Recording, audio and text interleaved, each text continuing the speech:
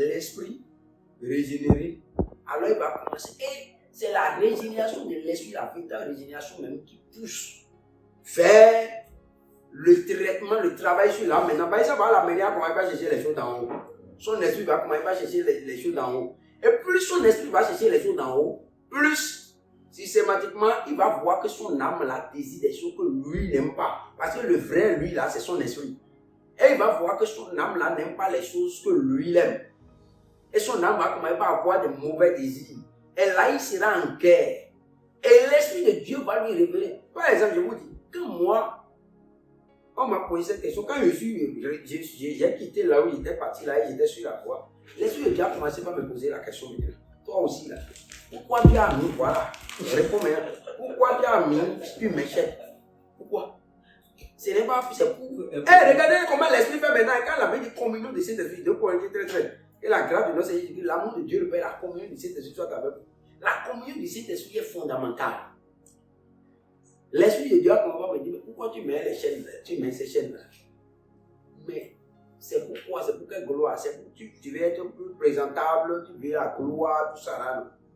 Et Dieu me dit, mais maintenant, choisis entre la gloire que moi je te donne et la gloire que la chaîne te donne. La beauté, la meilleure présentation, tout ce que la chaîne te donne et ce que moi je te donne, choisis. Tu sais comment il va crier. On va dire, Seigneur, au secours, je prends ta gloire. Parce que le Seigneur me dit, si tu veux ma gloire, tu ne veux pas prendre, tu ne veux pas ma gloire, je ne partage pas ma gloire. En même temps, le Seigneur va me parler comme ça. Ça, ce n'est pas des enseignements que quelqu'un va te donner. Non. Puisque depuis que moi je suis dans l'église jusqu'au jour d'aujourd'hui, personne ne m'a enseigné comme ça. J'ai entendu beaucoup de choses sur les enseignements concernant les perles, les bouts d'oreilles, tout ça là. Mais moi, ce n'est pas ces enseignements qui ont fait que moi j'ai enlevé. Ça veut dire quoi? La révélation que Dieu te donne, c'est différent de ce que les gens te prêchent. Alors, donc, que l'Esprit me dit maintenant, je ne partage pas ma gloire. Mais ça, c'est dans la Bible, oui ou non? Il dit, je ne donne pas mon honneur aux idoles. Je ne partage pas ma gloire avec quelqu'un. Alors, en même temps, la voix me dit, maintenant, moi, je ne vais pas partager ma gloire avec les chaînes. Soit c'est la chaîne qui te donne gloire, ou bien c'est moi qui te donne la gloire. Tu prends quoi? J'ai dit, je prends ta gloire, le Seigneur me dit la voix. Je sais que ça là, par exemple, Satan ne veut pas venir me donner ça là. Puisque moi, ce que le Seigneur m'a appris, c'est quoi? Le Seigneur m'a appris une chose pour dire, pour savoir que la voix qui te parle là, est-ce que c'est la voix de Dieu ou la voix de Satan là? Il faut toujours te poser, il y a des questions qu'il faut se poser. Est-ce que Satan a intérêt à te dire ces choses? Par exemple, c'est clair que Satan n'a aucun intérêt à me dire de me débarrasser des chaînes. Parce que les chaînes, quand même, quand tu mets les chaînes, tu vois, non? Parce que l'esprit qui t'amène à mettre les chaînes, là, ça te mène toujours à chercher les chaînes, quand même, les plus prestigieuses, pour montrer que oui, c'est toi qui es en vue, c'est toi qui porte, qui est riche, qui est ceci, cela. Ça, cet esprit, par exemple, c'est l'esprit d'orgueil. Donc, Satan n'a aucun intérêt à te dire de te débarrasser de ça. Si Satan n'a aucun intérêt à me dire, donc, quelle est la voix qui va me dire? Puisqu'il y a deux voix, soit c'est la voix du diable, soit c'est la voix de Dieu. Donc, c'est clair que c'est la voix de Dieu. Mais cette voix-là, quel est l'esprit qui est caché derrière? Plus d'humilité. Parce que l'humilité qu'il y a à l'intérieur doit s'exprimer au dehors. Et il y a des choses sur lesquelles ça doit s'exprimer. Donc, c'est clair. Et la voix me dit maintenant, donc, tout est cohérent avec la parole. C'est clair que quand tu mets ça, quand quelqu'un met chaîne là, quand tu as fini de porter ta tenue là et tu mets chaîne là, c'est quoi? C'est l'assortiment, on appelle ça quoi? Assortiment. L'assortiment, c'est quoi? Assorti, là, c'est quoi? C'est la meilleure présentation ou bien? Tu viens bien présenter ceci, cela. Alors, donc, quand tu mets ça, donc, ce qui est en train de tuer, de faire chose là, l'assortiment, le désir de l'assortiment, il y a le désir de l'orgueil derrière.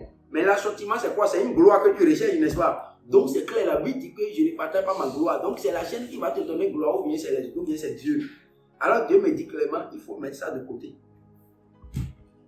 Dieu me dit, si tu veux ma gloire, donc tu laisses la gloire de la chaîne et je te donne ma gloire. Habille-toi de la façon la plus simple. Et tu auras ma gloire. Si tu t'habilles simplement sans chaîne, tout ça là, tu auras ma gloire sur toi. Mais si tu mets chaîne, donc, moi, après ça, c'est après ça que, en évoluant dans les enseignements, par exemple, je vois au niveau de Genèse comment est-ce que les chaînes, quand Jacob a dit à sa maison, de donner les dieux étrangers, qu'est-ce qu'ils ont donné? C'est les perles, c'est les chaînes, c'est ça, ils ont donné. Donc c'est clair que déjà dans Genèse, là, la Bible nous montre que ces choses, c'est des dieux étrangers. Parce qu'on le veut ou pas, le cœur de l'homme est attaché à ça. Et quelqu'un qui a la vie de mettre ça, quand il s'est habillé, il n'a pas mis ça là. Il peut perdre tout le temps, il va fouiller partout pour trouver ça pour mettre. C'est comme quand il a mis ça là. Alors que l'habillement, le but de l'habillement, c'est quoi? C'est pour couvrir d'abord la nudité. Que Dieu nous a donné l'habillement. Hein, d'accord? Donc, maintenant, si l'esprit de l'habillement pour lequel Dieu a donné l'habillement à l'homme, quand tu sors de cet esprit et tu cherches autre chose, tu es déjà dans la déviance. Alors, quand tu as déjà mis un habit qui te couvre, qui couvre tout ton corps, et que maintenant c'est chaîne forcément que tu vas mettre avant que il y a un problème. Elle est Dieu, et il faut voir. Et après ça, il y a autre chose que Dieu m'a donné après, m'a montré après, et que je n'ai pas reçu en enseignement, mais que Dieu m'a montré à partir de ce que j'ai vu dans Genèse, pour montrer quoi dans les autres. Quand qu'est-ce que Aaron a pris pour pouvoir fabriquer le veau d'or? C'est toujours les chaînes. Ouais. Ou bien, que les gens, ils ont tué elle là. Quand ils ont tué elle, c'est ça qu'ils ont ramassé pour lui remettre. Ou bien, faire veau d'or. Gédéon, plus tard, va faire quoi? Gédéon va prendre encore les trucs là, ou va faire encore une idole qui est devenue pour fabriquer une idole et qui devient maintenant encore un objet d'adoration. C'est toujours les mêmes choses. Donc, c'est clair qu'il y a quelque chose que le diable fait au travers de ces choses-là. Des perles, des bouts d'oreilles, tout ça là. Il y a un travail que le diable fait. Et ce n'est pas pour rien alors que Paul, maintenant poussé par le Saint-Esprit, va attaquer ça. C'est assez discutable. Hein? C'est assez discutable. Non, moi je peux vous dire. On s'est dit. Moi je peux. Moi c'est des grands débats. Oui. De grandes années. Oui. Et quand vous commencez à arriver à un niveau, vous perdez l'essentiel de vie. Oui, l'essentiel en fait. En réalité, la croissance spirituelle va avec la connaissance que vous avez. Et votre relation personnelle avec Dieu. La vie chrétienne, c'est un problème de relation et vous grandissez avec ça. Maintenant, ce qui est important pour moi, pour ne pas important pour l'autre. Vous comprenez? J'ai vu des prédicateurs avec des comètes en or en main. Comètes en or en main. Très cher. Avec le bouton en or. Parler de bout d'oreille. Vous voyez, il y a une contradiction derrière. C'est un problème. Vous voyez, il y a une contradiction non, derrière. Au fait, de la connaissance de vos d'or qu'il parle. Au fait, déjà, sa gommette et ses boutons sont déjà en or. Au fait, je vais vous dire déjà que. Il y a bien pour la niveau. Je vais vous dire quelque chose. Oui. Là où, au fait, nous disons, c'est là où je suis entièrement d'accord avec vous, c'est quoi? Au fait, c'est une question de relation, comme vous l'avez dit, c'est une question de relation avec Dieu et vous croissez. Dans l'esprit, puisque c'est des questions spirituelles. Plus vous croissez, plus le moi. Au fait, c'est une question de moi. C'est l'âme. Vous comprenez? Parce que pour que l'esprit s'élève, quand on parle de relations, plus vous allez rentrer dans une relation plus profonde avec Dieu, vous allez voir que Dieu vous enlève des choses. Dieu vous dépouille. Au fait, c'est le dépouillement. Dieu, contrairement à ce que les gens prennent comme dépouillement, au fait, c'est le dépouillement de l'extérieur. Vous voyez, non? De l'intérieur du moins. C'est le dépouillement de l'âme, de l'homme intérieur, qui doit être dépouillé. Le vieil homme. C'est le vieil homme qui est dépouillé. Et le vieil homme, c'est le moi. Donc, le vieil homme doit être dépouillé. Quand le vieil homme est dépouillé, plus l'homme nouveau croit. Parce que les deux se combattent. Pour que l'homme nouveau, qui est Jésus, puisse croître, il faut que le vieil homme meure. Et la mort du vieil homme, ce n'est pas une mort comme on tue quelqu'un, on tue un corps comme ça, il tombe. Non. C'est un mort pas pourrissement, c'est-à-dire c'est pas dégénérescence. Il se dégénère. Il se dégénère. Chaque fois des choses, il se dégénère. Jusqu'à se dégénérer totalement. Et au fur et à mesure que l'homme, le vieil homme se dégénère, l'homme nouveau se génère. Vous voyez, non? C'est pourquoi on parle de la régénération. Donc, l'homme nouveau se génère à la place du vieil homme qui s'est dégénéré. Donc, il y a la régénération. C'est ça. Donc, si les deux processus vont de paix, c'est-à-dire plus l'homme nouveau sera en train de croître, le vieil homme sera en train de diminuer jusqu'à ce qu'il va disparaître totalement. Donc, c'est le niveau auquel le vieil homme croit. C'est à ce même niveau que c'est le niveau auquel l'homme nouveau du moins croit. C'est à ce niveau que le vieil homme décroît et se dégénère. Donc, comme vous l'avez dit, effectivement, plus la personne va développer, c'est comme mon exemple. Ça là, par exemple, ce n'est pas quelque chose de verset biblique. Vous Vous comprenez? Moi, je le sais. C'est au travers de ma relation avec Dieu, c'est ça que je dis toujours. Comme on l'a dit la dernière fois en haut là-bas, ou bien. Au fait, c'est le niveau du salut. Vous savez, le salut là, même quand on parle du salut là, il y a vrai salut, il y a faux salut. Il y a salut, le salut c'est à plusieurs degrés.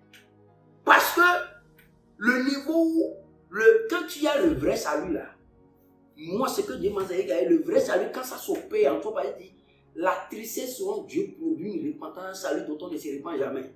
Ça veut dire que c'est radical. Le vrai salut est radical. Ça produit une tristesse en toi, en sorte que tu vois l'enfer, tu pleures. Moi, j'ai pleuré. Le jour, moi, je sais que hier, tu m'as dit le vrai salut, c'est le jour où j'ai pleuré comme ça. Ou quand je vais crier au Seigneur, je te dis, Seigneur, si tu m'envoies en enfer, tu auras raison. Si tu m'envoies en enfer, tu auras raison. Aie pitié de moi. C'est comme je voyais l'enfer, le jugement. C'est là que je comprends le sens de Jean 16, 8. Elle dit, le Saint-Esprit convaincra le monde en ce qui concerne le péché, la vie, le jugement. Quand le Saint-Esprit te convainc, tu deviens un homme nouveau. Au fait, ce qui se passe, c'est que tu es triste quand on ne vit pas, on ne comprend pas. Parce que cette tristesse-là, moi, j'ai vécu, ça fait que quand tu finis de crier à Dieu, là, tu deviens triste. Au fait, ce monde-là change de couleur. Ce monde, tu as une vision, autre vision, c'est-à-dire les choses qui te donnent la passion, là, tu deviens triste. Mais une tristesse calme, mais au même moment, tu sens une paix intérieure. Et en même temps, une voix comment te dire, toi, tu es un enfant de Dieu, toi, tu ne veux plus vivre comme ça. Toi, tu ne veux plus faire ça. Toi, tu ne veux plus faire ça. C'est ce qui a commencé en moi. Et pourtant, j'allais à l'église, je priais, je croyais que c'est Jésus-Christ. Mais le jour, ça l'a opéré est que personne ne m'a dit, par exemple, les vidéos ou les CD, tout ce qui était avec moi d'aller casser. C'est moi-même qui suis rentré. J'ai tout cassé. Je ne pouvais plus. Quand je regarde même émission à la télé, là, au fait, quand je regarde, personne ne m'a donné enseignement sur ces choses-là. Mais quand je regarde une émission à la télé, même quand on ne commence pas à jouer clip, et que les femmes ne commencent pas à danser ces choses-là, en même temps, je ne peux plus voir ça, je ne peux plus regarder. Ça, ce n'est pas lecture. Je n'aime pas lire verset ou voir quel verset qui interdit ceci, cela. Non. C'est venu systématiquement. Les amis que je fréquentais, les lieux, c'est-à-dire, c'est des choses qui s'opèrent de façon systématique et radicale. C'est pourquoi quand moi, les gens ne commencent pas à mener des débats, je dis toujours la voix de laisser de me poser la question à l'intérieur de lui. Quel est le salut qu'ils ont? Comment ils ont reçu Christ? Certains sont venus par la porte, d'autres sont venus par la fenêtre, et d'autres sont par la clôture. Donc ça dépend de comment tu as reçu Christ. Si tu as reçu Christ de la façon radicale, comme Paul là, ça c'est la meilleure façon. Là, il n'y a rien à faire. Tu as un dégoût en même temps pour les choses de ce monde. Mais les gens encore charnels, en fait, tu n'es plus charnel. Tu ne peux plus faire la circoncision s'opère en même temps, mais tu grandis dans la circoncision maintenant. Mais si ce n'est pas le cas, il y a toujours le prépuce de l'ego qui est encore sur ton âme, sur ton cœur. Et ça va continuer par lutter, par mener une lutte. C'est pourquoi il dit que c'est une circoncision faite de qui ne consiste pas en circoncision de la chair. Car c'est une circoncision que la main de l'homme n'a pas faite. Donc, par exemple, celui qui a Gomex, et qui prêche, il ne faut pas avoir ça là, il faut savoir que celui-là, lui là, on lui a prêché, il n'a pas reçu. Allez, vous comprenez, non? Parce qu'il y a beaucoup, je vais vous dire, moi j'ai vu beaucoup de prédications sur, on dit aujourd'hui, ils ont un terme de dépouillement, mais j'ai fait un message par rapport à ça, je vais revenir encore sur ça, pour montrer le dépouillement par la Bible non clairement. Avec le ciel biblique, elle a pu montrer que le dépouillement c'est de l'intérieur vers l'extérieur. Alors, ce qui a amené tous ces débats, faux débats aujourd'hui, c'est qu'il y a un courant de soi-disant prédicateurs de la parole de Dieu qui s'élève pour aller prêcher. Vous vous rappelez, non? Vous vous rappelez notre frère, je l'ai appelé ici pour lui dire à la lumière des Saintes Écritures pour lui démontrer que le dépouillement c'est de l'intérieur vers l'extérieur. Et moi, quelqu'un, parce que, vers l'extérieur. Quand le dépouillement est à l'intérieur, personne ne te parle plus. Avant que toi-même tu n'enlèves ce qu'il y a à l'extérieur. En fait, c'est ça le problème. Est-ce que moi j'ai expérimenté? Et la Bible me le montre, me le confirme, et donc je sais que c'est vrai. Elle dit, quand l'intérieur, ça s'opère à l'intérieur, le dehors, comme Jésus a dit, quoi, il dit, laver l'intérieur de la coupe et l'extérieur sera net. Donc quand l'intérieur est propre, l'extérieur systématiquement devient net. Parce que ça ne peut plus marcher. Toi-même, tu ne peux plus te trouver à l'aise avec ces choses-là. Tu vas les enlever en même temps. Mais le problème, le débat est quoi? Comme vous l'avez dit, c'est de centrer le débat sur l'intérieur. Quand le travail intérieur sera fait, l'extérieur, c'est systématique.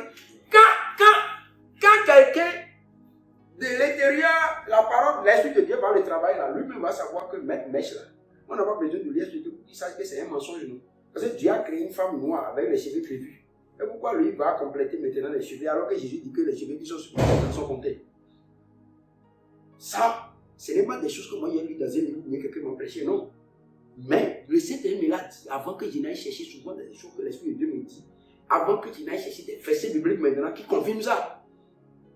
Donc plus tard, je vais lire, c'est plus tard, après avoir, je me rappelle. J'étais parti en Israël, j'ai attaqué ça, même là-bas. Avant même, en disant que parce que l'Esprit de Dieu m'a dit clairement que celui qui me mèche fait la même chose que celui qui se dépigmente.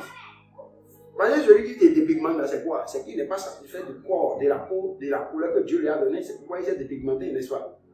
C'est la même chose que celui qui a mis mèche parce que lui-même n'est pas satisfait de la taille des cheveux, des types de cheveux que Dieu lui a donné. C'est pourquoi il a mis ça. Donc, comment, s'il met ça là, il est dans la malhonnêteté et non dans l'honnêteté. N'est-ce pas? C'est un mensonge permanent qu'il met sur la tête. Mais ça, je n'ai pas lu ça dans un livre d'abord. Mais quand Dieu m'a dit ça, en fouillant maintenant, je vois dans 1 Thessaloniciens chapitre 3 par exemple, la Bible dit quoi? La Bible dit, voyons dans 1 Thessaloniciens chapitre 3. C'est terrible.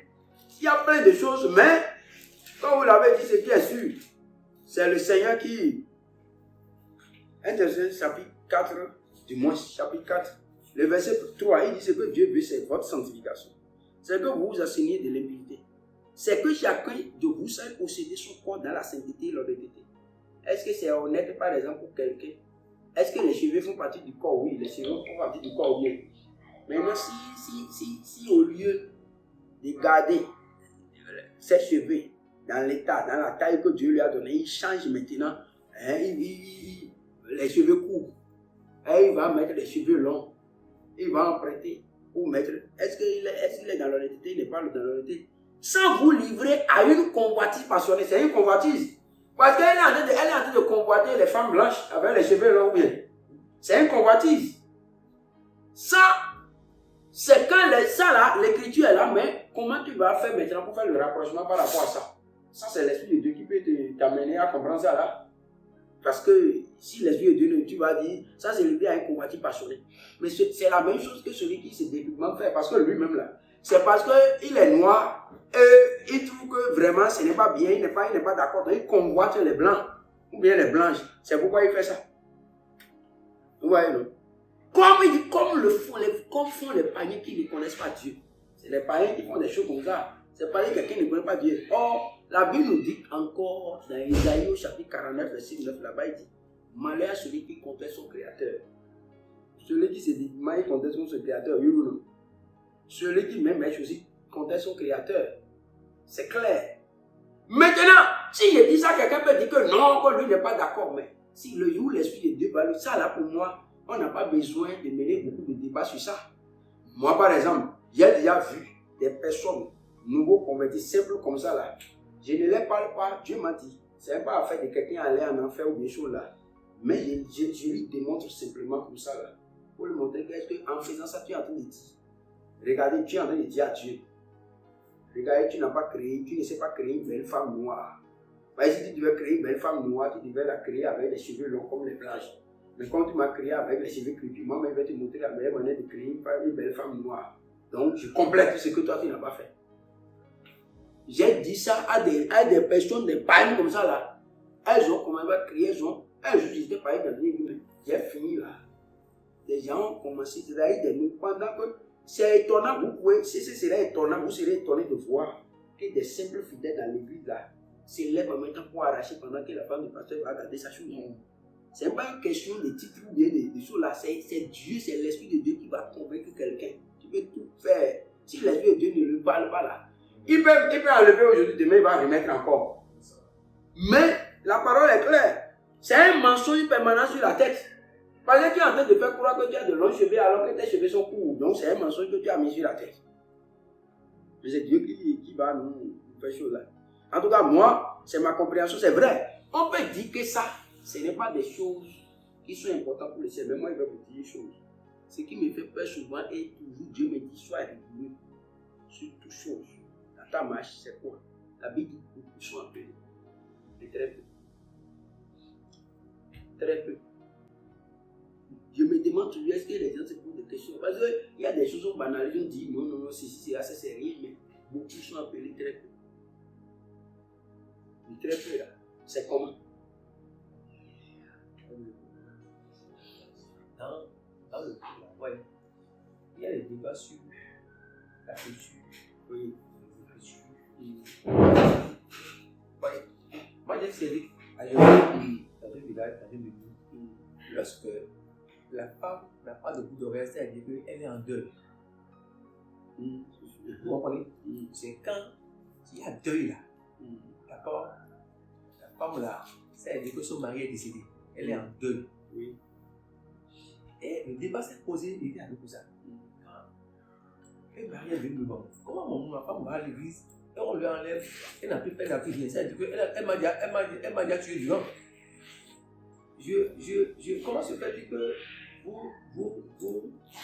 mon épouse, je suis vivant et mon épouse est en train d'adopter déjà mon deuil. Parce que, en réalité, vous comprenez, non? Je comprends. Chez nous, c'est-à-dire que c'est la preuve que je suis décédé. Je suis mort. Oui, au fait, oui, Alors, je comprends tout ça, mais c'est que moi, je vais vous dire, c'est quoi, vous savez, et c'est toujours aussi ce qui dilue la puissance de l'évangile. Vous comprenez? Parce que, comme le Seigneur m'a enseigné, il me dit, et ça, c'est des choses prouvées avec des versets. Au fait, il y a 2 royaumes sur la terre, il y a 2 cultures. Vous comprenez, non? On peut dire que chaque pays avait ses cultures, c'est faux. En fait, il y a semblant de culture sur les nations, mais il y a 2 véritables nations sur la terre. Il y a la nation de Dieu et la nation du diable. Il y a la nation des enfants de Dieu et la nation de ceux qui ne sont pas enfants de Dieu. En sorte que, regardez, si on va respecter les cultures, ça veut dire que l'évangile là ne va perdre sa force. Parce que quand tu viens dans le royaume de Dieu a sa culture. Vous comprenez? C'est comme par exemple, vous savez que la circoncision, par exemple, c'est une culture juive. On est d'accord? Mais est-ce que vous êtes d'accord avec moi que avec Christ maintenant, dans le royaume de Dieu, cette culture est bannie quand tu viens à Christ? L'obligation. Voilà. Donc, c'est une culture juive. Mais cette culture, en réalité, devient contraire. C'est-à-dire, même quand tu le fais dans le Seigneur, tu ne le fais plus dans l'esprit. C'est-à-dire, si c'est un peu dans la culture juive. Vous comprenez? Dans une logique d'hygiène, nous on fait circoncision, on n'est pas juif ou bien. On fait la circoncision physique ou bien pour les enfants. Mais c'est dans une autre logique. Est-ce que vous comprenez? Donc, ça veut dire quoi? Lorsque cette culture en réalité devient contraire, opposée, elle devient frein. Vous comprenez? Contraire à la puissance de l'évangile. Et vous allez voir que dans les choses là, il y a beaucoup de choses qui sont dans nos cultures. Et si on va imposer, parce que chaque culture va avec son adoration en réalité. Vous comprenez? Si vous prenez chaque culture, vous allez voir que les cultures, parce que quand on parle de culture juive, qui a donné cette culture? C'est le Dieu d'Israël qui a imposé cette culture. Donc la culture va avec le culte. Les deux sont toujours liés. Donc chaque culture va avec son culte. Et culte veut dire adoration dévouée à un Dieu. Donc si vous voulez respecter les cultures de chaque peuple, vous allez faire une compromission systématiquement avec l'évangile. L'évangile ne sera plus radical. C'est ça le problème. Parce que chaque culture, si nous sommes d'accord, fouillez chaque pays et chaque culture, vous allez voir que les cultures que les gens ont vont toujours avec les dieux qu'ils adorent, avec leur adoration. Vrai ou faux? Donc si, ça veut dire quoi? Ce qu'il faut faire, c'est quoi? La Bible est claire. Examiner toutes choses et retenir ce qui est bon. Ça veut dire quoi? Si dans une culture, j'examine, je vais examiner comment? À la lumière de ces écritures. Parce que la culture qui doit s'imposer à toutes les cultures, c'est la culture de la Bible, qui n'est ni juive, ni grecque ou quelque chose là, mais c'est une culture du ciel. Jésus est venu avec. C'est pourquoi d'ailleurs, vous voyez, dans les cultures, par exemple, quand tu sautes, tu vas au dehors, tu reviens, tu tu dois faire abolition comme les musulmans le font aujourd'hui. Vous comprenez, non? Ça, c'est la culture. Mais Jésus est venu pour faire l'une des choses pour lesquelles ils ont combattu Jésus, c'est ça. Parce que Jésus, lui, il était contre. Au fait, les choses même que Jésus renversait, là, c'est la culture que Jésus renversait. En réalité, si vous fouillez, si vous voyez dans les Écritures ce qui faisait la colère des pharisiens, des souverains sacrificateurs, tout ça là, c'est justement les cultures. C'est pourquoi Jésus dit qu'ils ont établi la tradition des hommes. Ils ont établi la tradition des hommes pour renverser la parole de Dieu. La loi de Dieu. Donc, la tradition des hommes, c'est quoi? Quand on dit tradition, c'est culture, non? Ou bien, la tradition des hommes. Donc, Jésus est contre ça. Donc, c'est ça que Jésus a commencé par renverser. En renversant la tradition des hommes, puisque leur force à eux était basée sur la tradition des hommes là. C'est sur ça que les pharisiens trouvaient leur force. C'est ça qui faisait les gloires. Donc Jésus, en attaquant ça là, Jésus a attaqué les business. Là, il ne peut pas être d'accord. Donc, ça veut dire que celui qui vient en Christ là doit savoir que lui, il est là pour renverser les traditions des hommes. Et les cultures, c'est les traditions des hommes. Ça veut dire quoi? Ce n'est pas tout que Jésus a renversé. Qui est bon là? Qui pratiquait et qui est bon là? Jésus a laissé ça. Mais tout ce qui n'était pas conforme au ciel là, Jésus a renversé. Ça veut dire que Jésus est venu avec quoi? Avec la tradition du ciel. On va nous montrer comment on doit marcher avec Dieu. Donc quand nous venons à Christ là, ça veut dire quoi? Comme vous venez de dire, celui qui est venu à Christ doit savoir que le deuil en réalité d'abord, ce monde-là, le péché là, ce n'est pas un deuil, quelqu'un qui a fait cela. Quelqu'un qui vit dans le péché là, il est déjà dans le deuil. Oui ou non? Il est déjà dans le deuil. Parce que le salaire du péché, c'est la mort. Il est déjà mort. Donc il est normalement dans le deuil, mais on doit faire deuil pour lui.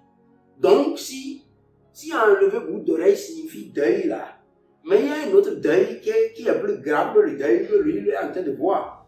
Maintenant, si lui va trouver que c'est ce qui ça signifie deuil chez eux là, ça c'est lui, sa culture. Mais quand moi j'ai donné ma vie au Seigneur, depuis je ne suis plus dans cette culture.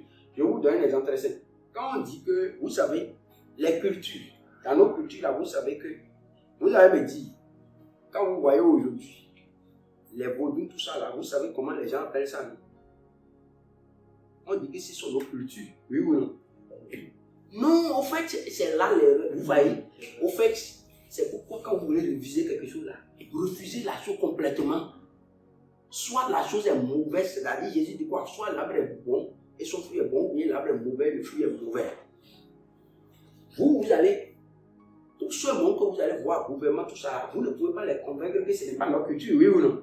C'est vous que vous voyez que c'est Dieu, que c'est des dieux, non? Que ces démons, ils ne les appellent jamais les dieux. Non, ils appellent ça culture, mais vous savez comment? Mais justement, c'est ça le problème. Non, écoutez, c'est vous pensez que c'est l'idolâtrie, non? Eux disent que ce n'est pas l'idolâtrie, que c'est la culture.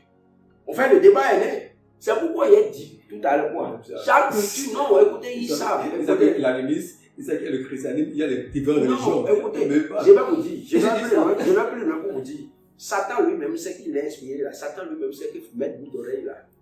Et ça, ce n'est pas le plan originel de Dieu. Je vais vous démontrer à suffisant. Vous voyez, moi, avant d'aller dans les versets bibliques, moi, je vais vous dire ce que Dieu m'a dit. Avant de rentrer dans les versets bibliques, je vais vous dire ce que Dieu m'a dit par rapport à ça. Regardez ce que Dieu me dit. Dieu me dit, est-ce que pour respirer, c'est l'homme qui a demandé à Dieu de créer de tout au niveau des narines? Il dit non. Il dit, ou chier, est-ce que c'est l'homme qui a dit de mettre de tout au niveau de l'anus? Non. Ou uriner, c'est l'homme qui a dit à Dieu de mettre de tout au niveau des chaussettes? Non. Ou écouter, est-ce que c'est l'homme qui a dit à Dieu de mettre de tout au niveau des oreilles? Non. Maintenant, Dieu me dit, est-ce que quand Dieu a créé l'homme là, debout là, et la femme là, est-ce que Dieu n'a pas mis tout sur l'homme et sur la femme pour qu'on puisse distinguer l'homme de la femme? Oui ou non? Oui. Alors Dieu me dit maintenant, si Dieu savait que pour pouvoir distinguer l'homme de la femme, on devait mettre boucle d'oreille là. Dieu allait créer la femme avec les oreilles percées. Dieu ne devait pas créer la femme sans les oreilles percées, c'est l'homme maintenant qui va venir lui percer les oreilles. Ça c'est clair. On perçait les oreilles là, même dans la tradition juive là, c'est pas d'esclavage, non. Même dans une tradition récente, même des esclaves là, on sait que c'est les esclaves là, on les perce les oreilles. Donc, le diable va tout, comme vous avez dit tout à l'heure pour les vaudous, tout ça là, que ennemis savent que que c'est idolâtré, les gens ne savent pas, c'est vous qui savez.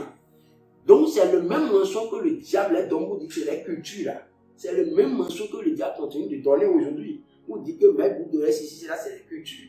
Mais le diable, lui, sait que derrière ça, il y a un joug qui le met sur la vie des hommes. Parce que un peu de lever fait lever toute la pâte.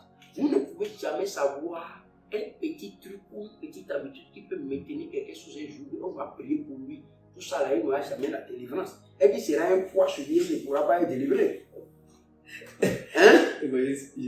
J'ai trop vu. Oui. Et je prends les exemples. Oui, je suis Le danger, d'accord. c'est d'amener les gens, ça devient un tout religieux. Non, écoutez, ce que moi je dis, est-ce que vous m'avez déjà vu, par exemple, au cours des conférences parler de ces choses? Non, j'ai compris. Moi, j'ai un principe. Non, entre nous, je vais vous expliquer ce que on ne parle entre nous. Je vais donner un point de vue. Oui. Ça veut dire, juste dans ce débat depuis 20 ans, je veux des exemples aussi. Non, l'exemple que vous voulez, ce que vous voulez, ce que je veux, avant que vous ne rentrez dans votre exemple, je vais vous dire, moi, j'ai un principe. Vous n'allez pas constater que si je veux prêcher, je ne vais pas partir pour prêcher l'évangile quelque part dans un village bien ici là et m'attaquer.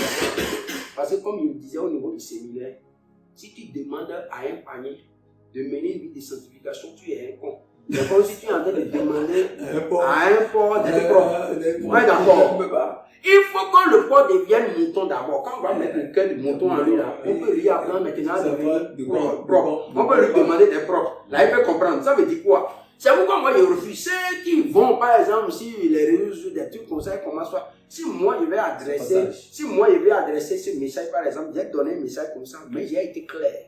Dans le message, le message était intitulé quoi? La nature des enfants de Dieu, la vraie nature des enfants de Dieu, c'est la vie de sanctification. Le message était intitulé comme ça. On dit quoi? Et j'ai précisé dans le message que c'est insensé d'aller demander à quelqu'un qui est encore pareil, qui n'est pas sur la Bible, de lui dire d'enlever ceci, d'enlever ça. Ce n'est pas ça qui donne le salut. Ah, d'accord. Mais, je parle donc quand je prêche, même si c'est sur les réseaux sociaux, il faut que je précise que ce message n'est pas destiné à tout le monde. Parce que même quand, parce que tout message que je prêche, le message de sanctification, que ce soit tous les autres messages, il ne faut pas faire ceci, il ne faut pas voler, il ne faut pas mentir. Dis à un païen de ne pas voler, tu perds ton temps. Dis à un païen de ne pas mentir, tu perds ton temps. Dis à un païen de ne pas commettre l'adultère, la fornication, l'impudicité. Non, tu perds ton temps, ça c'est insensé. Ce n'est pas normal, ça ce n'est pas un message vrai. Le message vrai là, pour le païen là, c'est qu'il puisse se repentir, donner sa vie au Seigneur Jésus d'abord, puis il sera sauvé. Quand il sera sauvé maintenant, l'Esprit de Dieu va rentrer en lui. On va commencer par lui enseigner maintenant les voies de la sanctification. Parce que tu lui dis ne mens pas, ne vole pas, ne commets pas, adultère, tout ça là, ça c'est la loi. Non, c'était au début, au temps de Moïse, tout le monde connaît ça. Ouais, d'accord. Mais ça ne te donne pas la force d'appliquer. Mais la force ne vient que lorsque tu reçois Christ. C'est le Seigneur qui te donne ça. Donc il faut faire le premier pas d'abord. Amène le pécheur à faire le premier pas. Quand il sera sauvé maintenant, c'est-à-dire il y aura la nouvelle naissance, qui est le salut initial là. Tu peux le conduire maintenant dans le salut continuel. Mais qui est la sanctification. Mais, en fait, c'est ce que je veux dire. Que nous connaissons en partie. Voilà. Et nous allons continuer d'apprendre jusqu'à la fin. C'est comme Il n'y ça. a jamais une connaissance qui est finie Non. et qui ne peut jamais évoluer Impossible. avec le temps. Impossible. Vous comprenez? Oui. C'est là maintenant que nous venons au niveau du détail des mots qu'on appelle idolâtrie. Le mot idolâtrie veut dire quoi? Ce qui prend la place de Dieu dans Dieu le dans le cœur de l'homme. C'est ça l'idole. On est d'accord. C'est clair. Maintenant, Ça c'est la vraie idole. même nos portables, dans Sont la des main, idoles. des milliards d'hommes de Dieu sont en train de devenir idoles. C'est ça. On doit prêcher les sons Il y a importants. déjà prêché, non? Non, Moi, avant. je peux citer. Là, on s'en présente. Si tu ne sais pas faire, ce que ça veut détruire. Je pense que prochainement, mais venez sur ça. Je vais venir sur ça. J'ai déjà prêché ça une fois. Ça, Peut-être que je n'ai pas eu le ça temps. là. Si, mais attends, j'ai prêché ça. Hein? Ça là. Ça casse les foyers même. Ça là. Ça veut dire, Voilà. quelqu'un peut ne pas faire de bout d'oreille idole. Et enlever les idoles. Et il a d'autres idoles plus graves que bout d'oreille. Je suis d'accord. Le danger de dire Je suis que d'accord. systématiquement, on fait qu'on appelle beaucoup d'hypocrites. C'est-à-dire, une fois que je ne porte plus de toute la parce que je suis convaincu. L'Esprit de Dieu m'a dit non, je ne porte pas. Je sais pourquoi parce que j'ai grandi. Mais je l'enseigne. En même temps, tout ce que je vais né de nouveau enlève en même temps. Quand je viens, parce que quand je m'appelle d'une certaine manière, on m'appelle ici comme je suis soeur, je suis frère. Or, en réalité, c'est faux.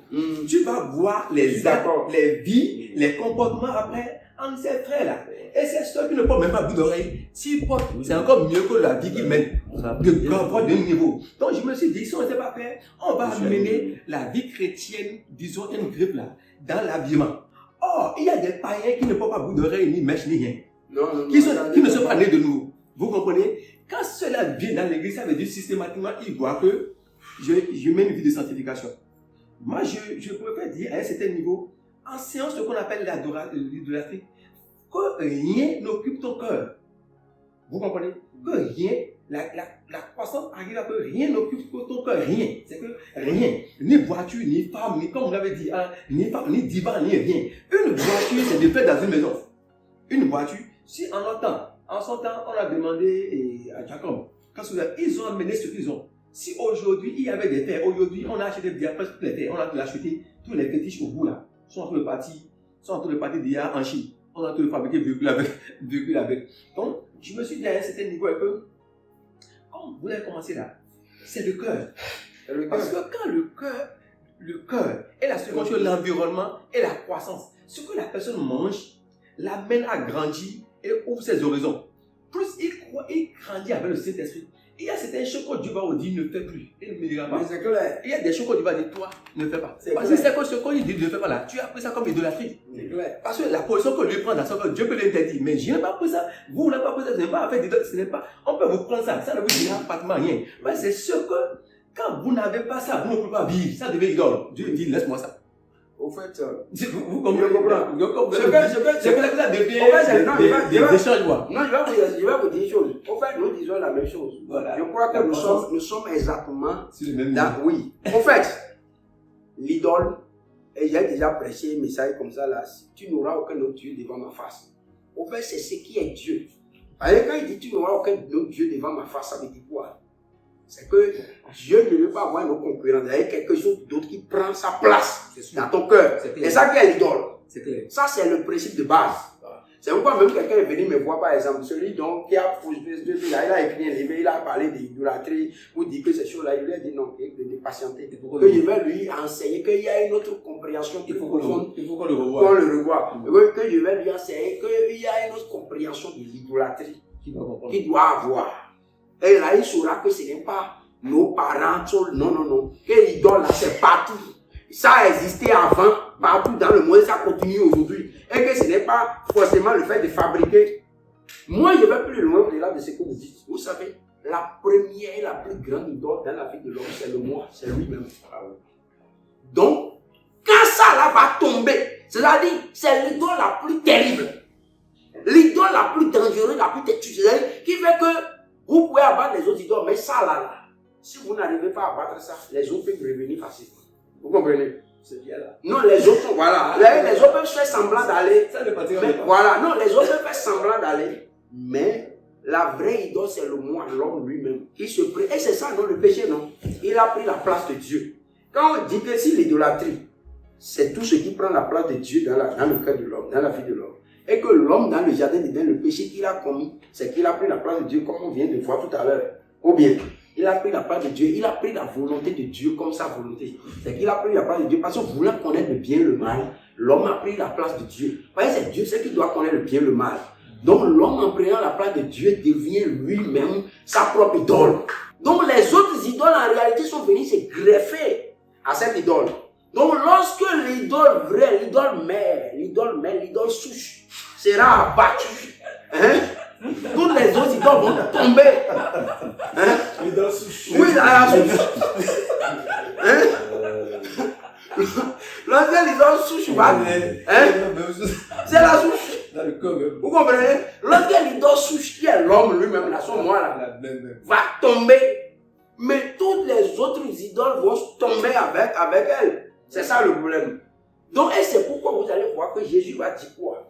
Dans Matthieu 16, là, il dit quoi? Si quelqu'un veut venir après moi, il renonce à lui-même. Le lui-même, là, c'est l'idole, là, l'idole mère. La volonté de l'homme, c'est ça, là, qui est le problème. Lorsque ça va tomber, toutes les autres idoles vont tomber. Maintenant, est-ce que la compréhension, si je prêche ça, vous savez le problème? Vous allez constater que Dieu lui-même aime enseigner dans les détails. Vous dites quoi? Parce que ce n'est pas parce que je comprends ça que je ne vais pas aussi enseigner l'autre. Pourquoi? Parce que le même Dieu qui a dit, par exemple, que à ceux qui l'ont reçu, à ceux qui prennent son nom, il a donné le pouvoir de devenir enfant de Dieu, les questions ni de sang, ni de la chair, ni de la bonté de l'homme. Le même qui a dit que ce qui est né de la chair est chair, ce qui est né de l'esprit est esprit. C'est le même qui va dire à quoi il n'a même pas besoin de dire, par exemple, que celui qui s'attache à Christ devient seul esprit avec lui. Vous comprenez? Il n'a pas aussi besoin de dire que nous sommes, à part du moment, il a dit que nous sommes un avec lui là.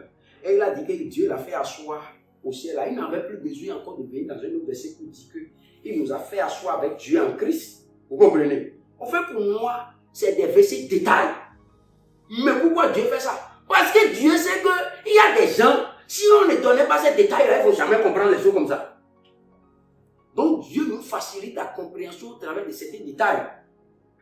Du coup, lorsque je vais, vous voyez, lorsque je vais prêcher sur le cœur, sur la volonté de l'homme, sur le moi de l'homme qui est l'idole première.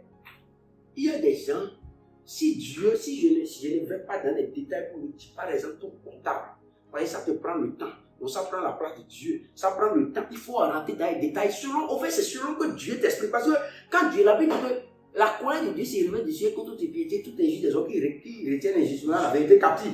Donc quand toi, il dit qu'à ce qu'on peut connaître de Dieu, les manifeste, Dieu les a fait connaître. Donc quand Dieu te fait connaître toi, certains détails que toi tu n'expliques pas, tu deviens encore redevable. Parce que vous regardez, il y a par exemple, je vais vous dire, il y a des gens par exemple qui sont dans l'église et qui ont expérimenté par exemple le dépouillement du cœur. Vous comprenez nous? Dépouillement du cœur, véritablement. Et pour qui le monde, c'est-à-dire ça ne les dit plus rien, mais vous savez que le diable est insidieux et subtil. Donc le diable peut amener, par exemple, comme vous avez dit, le portable là, à devenir son idole sans que lui-même s'en rende compte. Vous comprenez? A dit, il peut avoir, le diable peut lui donner des multitudes de raisons subtiles pour être sur le portable, pour lui dire par exemple, c'est avec ça il prêche l'évangile, c'est avec ça il fait ceci, là. Vous comprenez? Donc il faut quelqu'un comme sentinelle pour attirer son attention là-dessus. D'où les détails, le fait de rentrer dans ces détails. Ça veut dire quoi? Moi, Dieu peut ouvrir mes yeux sur une idole. Comme vous avez dit maintenant, Dieu peut ouvrir mes yeux sur quelque chose qui est une idole. C'est-à-dire, nous comprenons de façon générale que la première idole, c'est nous-mêmes. Vous voyez, non? Et c'est dans le cœur. Vous comprenez? C'est le cœur, c'est le moi de l'homme.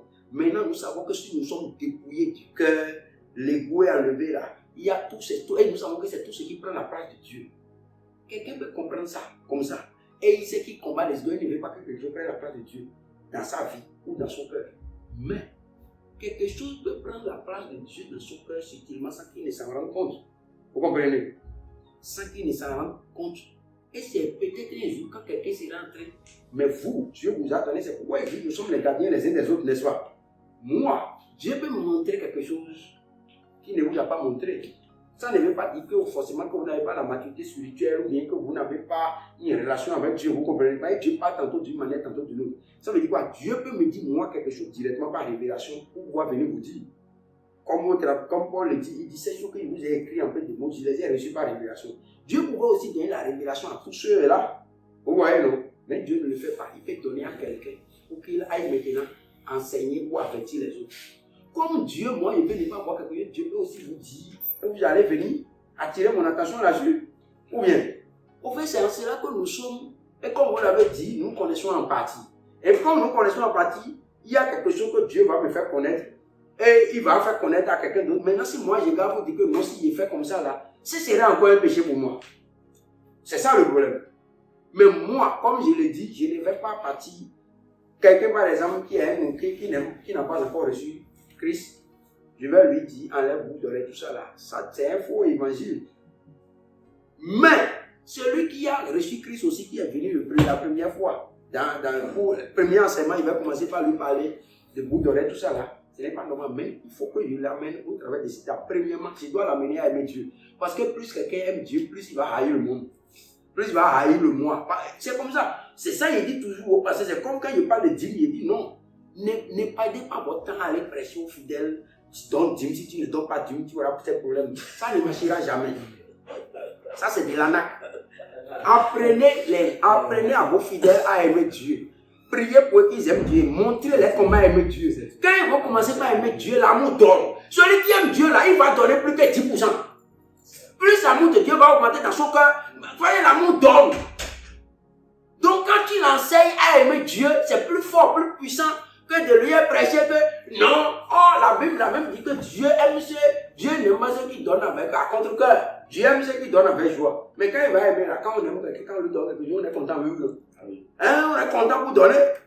Hein? Mais quand il n'aime pas là, tu vas forcer, oh, il va s'y rentrer dedans. Vraiment, ils sont déjà venus, le pasteur là, c'est ces versets là, il n'aime pas.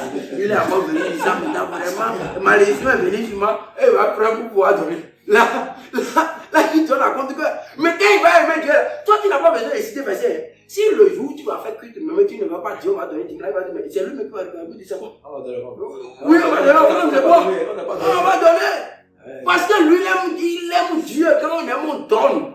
C'est comme ça. C'est pourquoi il dit, la peur là, quand on parle même, il y a deux messages de la crainte de Dieu. Il y a la crainte de Dieu par la peur et la crainte de Dieu par l'amour. La crainte de Dieu par la peur, c'est pour le panier qui ne connaît pas encore Christ. Pour celui qui a reçu Christ, il faut le prêcher la crainte de Dieu par l'amour. C'est tout. C'est là qu'il va obéir, il va obéir follement même au Seigneur. Parce que si le monsieur a donné sa vie, il a étendu la peur. Qui a l'enfer à cause de ça, là, il a quitté le monde pour donner sa vie au Seigneur. Il vient maintenant dans le Seigneur. Tu continues de lui dire qu'il y a l'enfer, il y a ceci, là. Mais à un moment donné, il va oublier. C'est-à-dire, vous comprenez, non? Un enfant que tu as tapé tout le temps, chicote, à un moment donné, il va dire, bon, attends, après tout ce chicote, il va me taper seulement. Donc, c'est-à-dire, il sera fasciné contre ça et c'est terminé. Mais, quand il va aimer, regardez, moi, les motivations, vous pensez que moi, je prêche l'évangile aujourd'hui, je suis chaud pour ça, là, c'est pas à cause de l'enfer, hein? Non! C'est parce que j'aime le Seigneur, je sais qu'il y a des récompenses. En fait, quand tu dis, ouais, quand tu prends un enfant et tu lui dis qu'il va te taper. Oh, mais si tu fais ceci, si tu ne veux pas, il va te taper. Mais au même moment, tu prends l'autre, le même enfant, hein, dis-lui ça. Pour voir comment il va te comporter. Tu vas voir que c'est quand il va te voir là, il va comment il va faire semblant de faire chose là. Quand il sait que, mais si tu lui dis, si tu fais ça, il va t'apporter du yaourt. Mais il va t'apporter du chocolat. Ou bien il va t'apporter du avion. Il va t'apporter ceci là. Il n'y a rien à faire. Il va demander s'il reste encore à faire. Oui ou non? Il ne va pas dire bon, j'ai déjà fait. Oui. Un autre jour là, il va te dire que c'est lui qui va demander quelque chose s'il n'y a pas quelque chose à faire ou bien chose là. Je vais faire ça là, je vais faire ceci là, tu vas m'apporter du yaourt. C'est lui qui va demander. Ça veut dire quoi? Les intérêts motivent plus que les châtiments. Hein? Les intérêts motivent plus que les châtiments. Donc, je suis d'accord. Mais ce sur quoi moi je reviens sur ça, c'est quoi? Pour dire quoi? Parce que si nous ne savons pas faire aussi la part des choses, nous risquons d'abandonner ce que nous devons faire. On dit quoi? Celui qui est dans le monde pour moi, celui qui est dans le monde, par exemple, lui là, il n'a pas besoin de fois enlever bout de ça fait quoi? Il n'a pas Jésus-Christ. Comme je disais tout à l'heure. Celui qu'il faut être dans un royaume, il faut naître dans un royaume d'abord avant de marcher suivant les principes du royaume. Le monsieur est encore dans le monde. Et maintenant tu lui dis, il faut enlever ceci, il faut faire ceci, là, il ne comprend rien. Quand il va enlever comme vous avez dit là, ce sera vraiment pas hypocrisie. Est-ce que vous voyez? Mais moi, je pense une chose. C'est une question d'équilibre. Si tu viens dans l'église, ça veut dire quoi? Si je dois prêcher sur la sanctification, il faut que je prêche sur la sanctification de l'intérieur vers l'extérieur. Quand il va prêcher de l'intérieur vers l'extérieur, ça veut dire quoi? Si je prêche de l'intérieur vers l'extérieur et que je laisse l'extérieur, par exemple, on dit qu'on va laisser l'extérieur. Est-ce que par exemple dans l'église, est-ce que c'est normal par exemple qu'une femme puisse porter des tenues décolletées, ou les seins sont dehors, ou les méninges, ou s'il y a les cuisses dehors? Non, ça c'est clair. Même parce que si je dis que le christianisme n'est pas lié à l'habillement, nous allons aussi détruire l'évangile. Pourquoi? Parce que si je dis systématiquement n'est pas lié à l'habillement, donc je ne vais pas parler aussi des méninges par exemple. Vous voyez, non? Je ne vais pas parler des tenues décolletées où les seins, une partie des seins sont dehors, où le tout est tout ça. Je ne vais pas parler de ça. Mais est-ce que ça, là, par exemple, ça entraîne dans le péché, oui ou non? Est-ce que cela détruit, oui ou non? Oui. Même les païens dans le monde savent que ça, là, quelqu'un qui est vertueux ne peut pas porter ces gens d'habits. En sorte que si vous avez dans votre église des filles qui se comportent comme ça, il y a des gens qui sont dans le monde qui ne vont jamais venir dans votre église. S'ils viennent une seule fois là, ils vont fuir. Et ils vont se dire qu'il n'y a rien de sérieux ici. Ça veut dire quoi? Ça veut dire que le risque, de dire on va faciliter les gens pour dire que non, ce n'est pas lié à l'habillement, le risque est là. Les deux, parce que, pourquoi? Parce qu'il dit quoi? Il dit que votre corps là, ça appartient à Dieu. Vous voyez, non? Il dit que notre corps lui appartient. Donc on ne peut pas faire de ce corps ce qu'on veut. Nous devons savoir que ce corps là, L'adoration, nous devons, il dit quoi? Sanctifier le Seigneur dans votre corps. Hein? Et il dit glorifier. Regardez 1 Corinthiens chapitre 6, verset 19 à 20, il dit, ne savez-vous pas que votre corps est le temple de cet esprit qui est en vous, que vous avez reçu de Dieu et que vous ne vous appartenez point à vous-même. Verset 20, il dit, car vous avez été rachetés à un grand prix. Glorifiez donc Dieu dans votre corps. Voilà. Et dans votre esprit qui appartiennent à Dieu. Donc c'est les deux. Ce n'est pas seulement dans l'esprit. Je dois glorifier Dieu aussi bien dans mon esprit que dans mon corps. Et ici même, vous voyez, ce n'est pas anodin que l'apôtre Paul mette même glorifier Dieu dans votre corps avant de dire dans votre esprit. Parce que pour l'esprit là, tout le monde était déjà d'accord avec ça. Donc Dieu veut mettre l'emphase sur ça. Les musulmans Glorifier Dieu. Merci beaucoup. On allait embrouiller tout le temps comme les musulmans. Ah, c'est ça. Ce qu'on dit. En fait, voilà. On va dire. Hein? Non, en fait, c'est un débat. On allait habiller Hein? toutes nos filles comme les musulmans, les arabes là. Non, en fait, En le riche, vous savez, l'aspect. C'est plus culturel. Oui. Les arabes et les mondes asiatiques Non, en fait, s'habillent comme les arabes s'habillent. Comme vous avez des culturels, là, n'oubliez jamais, quand vous parlez des culturels, n'oubliez jamais que la culture va avec le culte. Bien sûr. Donc, une adoration, toujours. Et il y a aussi. En fait, si les Juifs s'habillaient comme ça, c'est par rapport à quoi? C'est tout dans la logique de cet été. Les Juifs et vous savez que et tous ils viennent C'est même chose d'abord en griffe. Oui, on voit comment les pharisiens s'habillaient. Non, en griffe, en fait, c'est ça que. Au fait, je vais vous dire. Est-ce que quand Jésus a parlé de leur habillement, par exemple, est-ce que Jésus a dit, quand il parle de l'habillement, Jésus a attaqué le cœur, n'est-ce pas? Vous parlez de l'hypocrisie. Mais est-ce que Jésus a dit quelque part que l'habillement n'est pas nécessaire? Jésus ne l'a pas dit. Il n'a pas dit ça. Et Paul a dit quoi? Paul a reçu des révélations de la part de Dieu. Et c'est ça que Paul est en train d'expliquer. Est-ce que vous comprenez? Donc le corps est fondamental. Donc l'habillement est fondamental. Parce que quand tu exposes le corps, la vie dit quoi? Il ne faut pas qu'on soit à l'occasion de chuter pour quelqu'un. Une femme, par exemple, qui expose ses parties intimes, ses parties sensibles. C'est un peu d'éducation de maison. Justement, non, pour moi, en fait, non, quand vous allez, non, si vous allez, moi j'ai des gens qui ne sont pas chrétiens, qui sont musulmans, je me dis païens même. Là maintenant, c'est même pas du tout, pour moi, quand il va enseigner ça, c'est même pas du tout un problème d'éducation ou pas, c'est un problème d'éducation de maison, c'est un problème de dignité. Parce que quand on s'habille là, l'habillement montre déjà qui tu es. Quand tu es debout là, qui tu es. Non, l'habillement présume. Présume. Oui, ça ne montre pas systématiquement. Ça présume parfois. Ça présume sensiblement. Déjà sensiblement. Mais là, il faut aller plus loin. Aujourd'hui, quand on dit culturel aujourd'hui, par rapport à l'habillement, quand on dit culture, c'est beaucoup de choses. Ce qu'on nous habille aujourd'hui, nos aïeux n'ont pas habillé ça. Mais la culture. Dans le fétichisme, on ne s'habille pas comme on s'habille là. Nous sommes devenus français. Vous voyez? Oui. Donc, au point où on est obligé, au fur et à mesure. Non, pas français, ça là, c'est pas français. Bon, en tout cas, c'est pas aussi africain. C'est un mélange. Non, mais l'africain. Non, c'est pas un mélange. C'est africain plus. Je vous garantis, vous descendez en France, à Paris maintenant avec ça là. Tous les blancs vont, c'est-à-dire, ils vont vous voir comme extraordinaire. Et ils sont émus.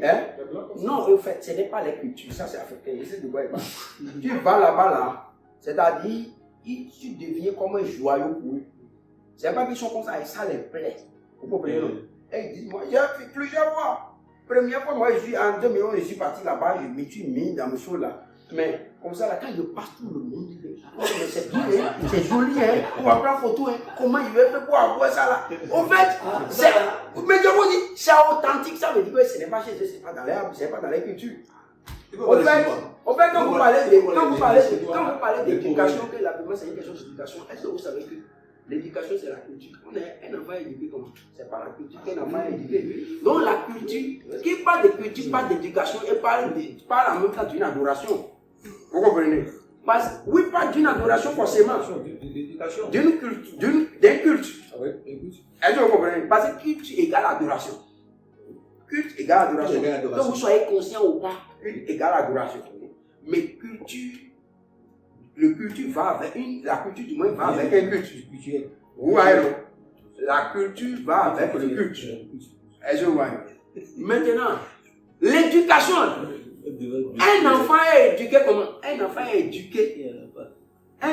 éduqué par la culture. Regardez par exemple, moi, Je me lève le matin.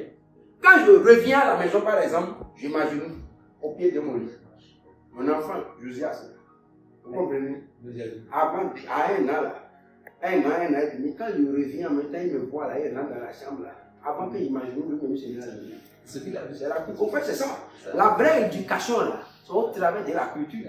C'est ce que tu, parce que l'enfant, les premiers pas, même quand il marche, il se lève pour marcher, là, c'est parce qu'il voit des personnes âgées à côté de lui marcher, se lever pour marcher, que lui-même, il se dit que c'est instinctivement, ça rentre en lui qui doit se lever pour marcher.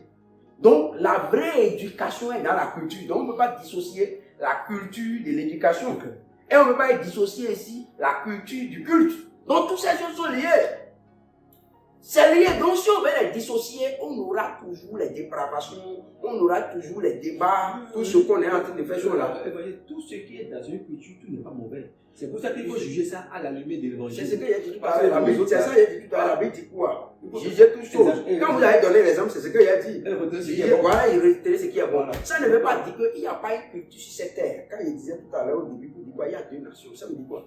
Toutes les cultures que vous avez sur la terre, il y a quelque chose de bon dedans, il y a quelque chose de mauvais. Toutes les cultures, sans exception. Vous êtes d'accord? Ce qui veut dire quoi? Et c'est d'ailleurs pourquoi, si la culture juive était parfaite, Jésus n'allait pas attaquer ça. Jésus a attaqué certains pans de la culture. Mais lui-même, il appliquait lui-même. Quand on parle de la Pâque, manger la Pâque, c'était une culture juive, oui ou non? C'est une culture juive. On est d'accord. Mais Jésus appliquait ça. Oui.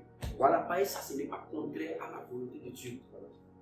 Donc, mais au même moment, ils ont une culture qui consiste à se laver forcément les mains avant de manger. À se laver les pieds quand on vient avant de manger. Les disciples ne font pas ça. Ils ont trouvé ça chez qui? Ils ont trouvé ça chez Jésus lui-même. Vous comprenez?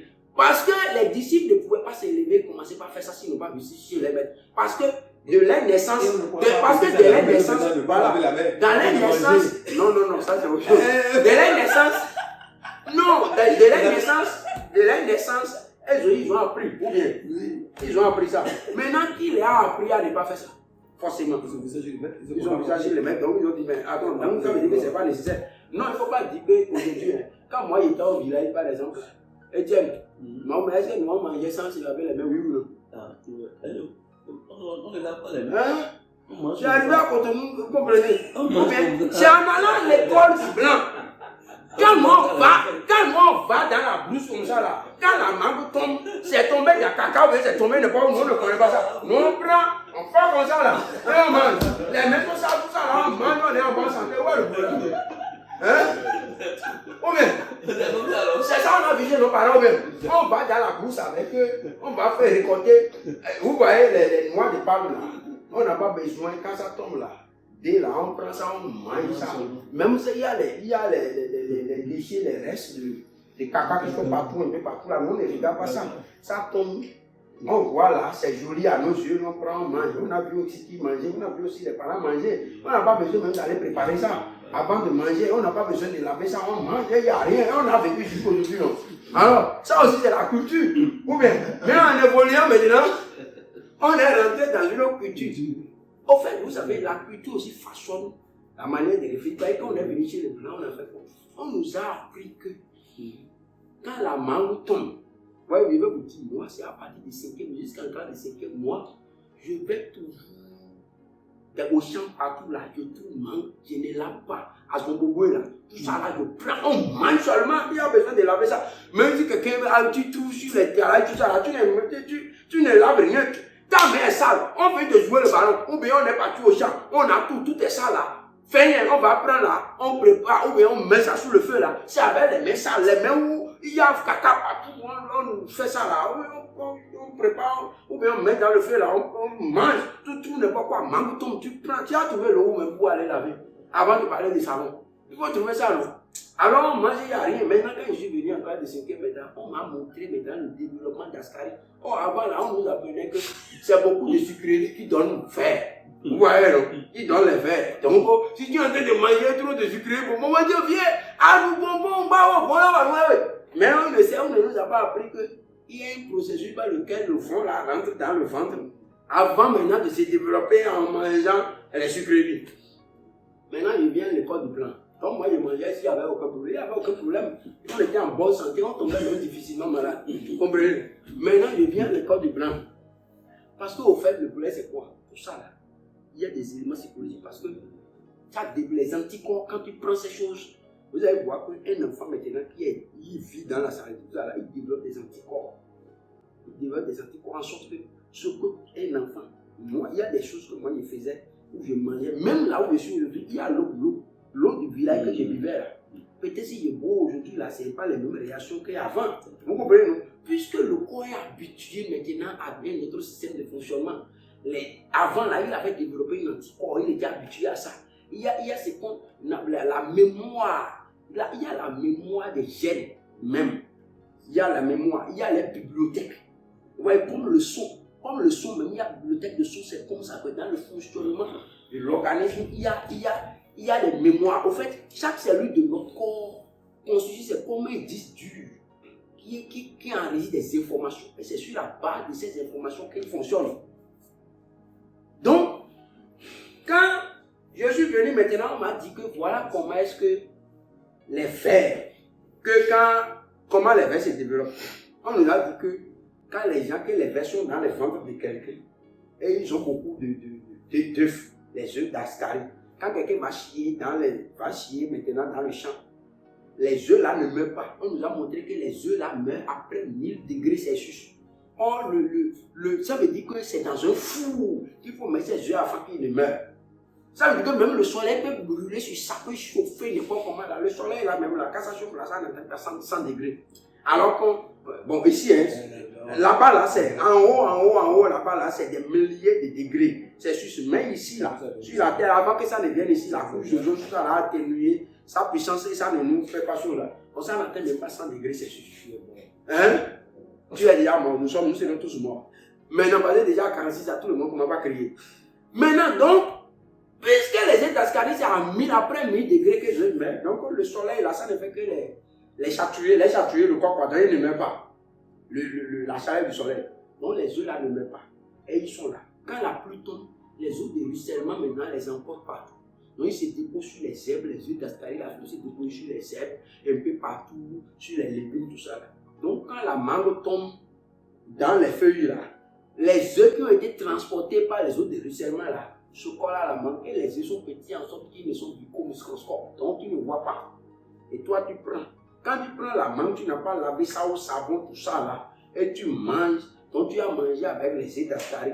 Les œufs d'Ascarie vont rentrer dans ton ventre, maintenant ils se chlore. Et quand ça va se chlore, alors ils vont commencer à se développer et tu vas développer l'ascarie, la parasitose. Alors, même chose pour les légumes qui ne sont pas bien lavés, tout ça là, ou est préparé. Donc quand on me dit tout ça là, maintenant moi je commence à boire les mangues autrement. Depuis qu'on m'a dit ça là. Moi qui mangeais les mangues sans laver, même mes mains, je ne peux plus me mettre à manger maintenant sans laver les mains. Parce qu'on m'a dit que. L'information. Oui. Qui avait le problème. Voilà, parce qu'on m'a dit que les herbes, quand je vais au champ là, les herbes que je touche, tout ça là, il y a les œufs d'Ascarie partout. Donc partout, moi je passe maintenant, je ne vois que les œufs d'Ascarie, mais quand je ne les vois pas physiquement, on m'a déjà expliqué ça. Vous voyez, c'est pourquoi même d'ailleurs, vous allez voir que pour les médecins, c'est difficile pour les médecins de croire au miracle de guérison, des trucs comme ça. Ils ont toujours parce qu'on leur a appris déjà comment. Quand ils voient chaque maladie là, comment ça se développe, comment tout ça s'est gardé dans son esprit. Et ils se disent, ça là qui se développe comme ça va c'est comme ça va être enlevé automatiquement maintenant. C'est un problème. C'est l'esprit qui. C'est l'information aussi qui détruit. Donc, la culture vient avec l'éducation et l'éducation a toujours son rôle sur l'esprit, sur le système de pensée de l'homme. Donc nous, c'est comme moi j'ai dit pour retenir, nous avons beaucoup l'obligation d'enseigner la culture du ciel, en sachant que tout ce que nous avons comme culture ici là. Parce que le vrai, quand je dis le vrai avec le faux devient faux, tout devient faux. La vérité cause 99% de vérité avec 1% de mensonges égale 100% de mensonges. Donc pour moi, si nous savons que toutes les cultures sur cette terre ont les défauts, ont les erreurs, ça veut dire que nous devons, comme la Bible dit, nous devons examiner toujours et retenir ce qui est bon. Et ce qui est bon, l'ensemble de ce qui est bon maintenant qui devient la culture du ciel que nous devons prêcher. Donc, Ce qui est sûr, moi je ne vais pas me lever pour dire par exemple, comme vous l'avez dit, je ne vais pas commencer par courir partout. Il faut enlever beaucoup d'oreilles, il faut faire ceci. La plupart, il y a plein de gens que moi à qui j'ai prêché l'évangile. Mais je ne me lève jamais pour dire à quelqu'un qu'il faut enlever beaucoup d'oreilles. Mais quand toi-même tu vas commencer là, à un moment donné, là, ça va partir. C'est des jours qui partiront d'elles-mêmes. Si tu es soumis à l'enseignement. Mais, bon, moi, mon problème aussi fondamental, c'est qu'il est sûr, en évoluant, la maturité va faire que tout le monde va comprendre. Voilà, ce qui le plus important, ce n'est pas ça. C'est parce que ce débat est venu. Sinon, moi, je n'aime pas perdre mon temps sur ce débat d'abord. Parce que la vraie révolution ne va pas passer. Ce n'est pas le fait d'enlever beaucoup d'oreilles, bien sûr, là. Non. Soyez, si on se focalise sur ça, on va passer à côté de la vision. On va passer à côté de l'essentiel. On va le diable, parce que quand on parle de la distraction, le diable peut tout prendre pour vous distraire. Vous avez commencé par ce que le diable ne va pas dire. Le diable ne va pas dire dans le forum là. Oui, la mort, non, c'est la distraction. En fait, la mort a parlé contre la croix. Contre la croix. Comment la croix peut parler contre la croix? Celui qui nous a dit à comprendre la croix. Non, il faut le laisser. Non, c'est la distraction aussi, ça là. Mais c'est parce que le débat, mais moi, c'est pourquoi si vous écoutez le message que j'ai envoyé dans le forum là, c'est clair. Il est fermé, il faut qu'on arrête ça là. On a donné à personne, il ne faut pas venir prêcher. Parce que ce sur quoi le Seigneur nous appelle là, c'est plus important que ces petits débats là. Il y a plus à faire. Il y a plus important à faire que de s'y mettre. Parce qu'en fait, le diable profite de ces choses pour vous détourner de l'essentiel.